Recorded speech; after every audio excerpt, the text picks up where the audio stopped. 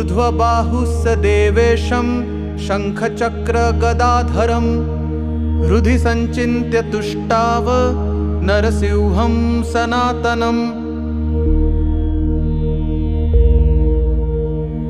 शुक्र उवाच नमामि देवं विश्वेशं वामनं विष्णुरूपिणं बलिदर्पहरं शान्तं शाश्वतं पुरुषोत्तमम्। धीरं शूरं महादेवं शङ्खचक्रगदाधरं विशुद्धं ज्ञानसम्पन्नं नमामि हरिमच्युतम्।